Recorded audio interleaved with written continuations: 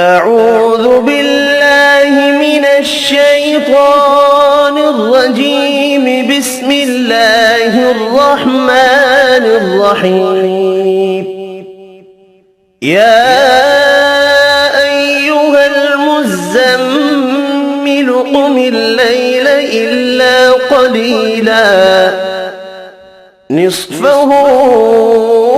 أو انقص منه قليلا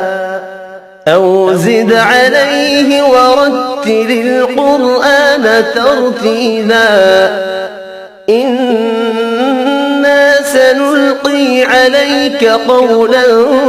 ثقيلا إن ناشئة الليل هي أشد وطئا وأقوم قيلا إن لك في النهار سبحا طويلا واذكر اسم ربك وتبتل إليه تبتيلا رب المشرق والمغرب لا إله إلا هو فاتخذه وكيلا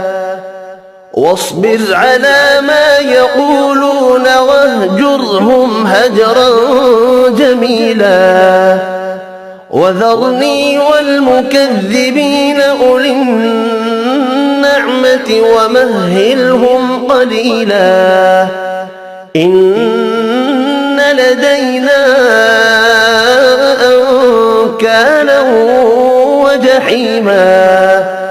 وطعاما ذا غصة وعذابا أليما يوم ترجف الأرض والجبال وكانت الجبال كثيبا مهيلا إنا أرسلنا إليكم رسولا شاهدا عليكم كما أرسلنا إلى فرعون رسولا فعصى فرعون الرسول فأخذناه أخذا وبيلا فكيف تتقون إن كفرتم يوما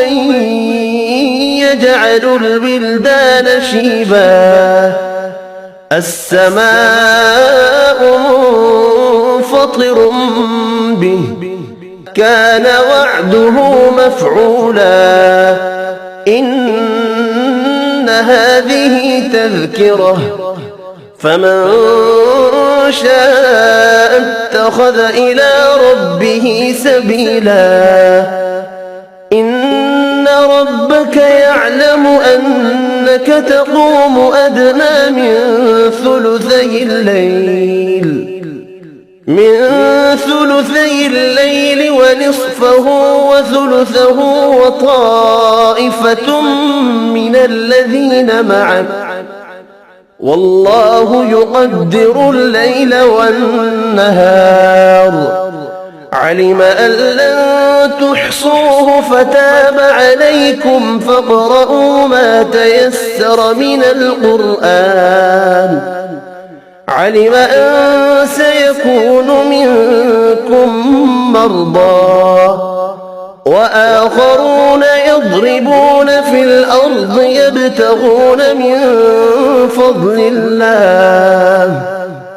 وآخرون يقاتلون في سبيل الله فاقرؤوا ما تيسر منه وأقيموا الصلاة وآتوا الزكاة وأقرضوا الله قرضا حسنا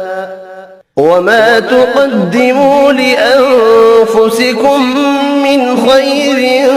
تجدوه عند الله هو خيرا وأعظم أجرا واستغفروا الله إن الله غفور رحيم صدق الله العظيم.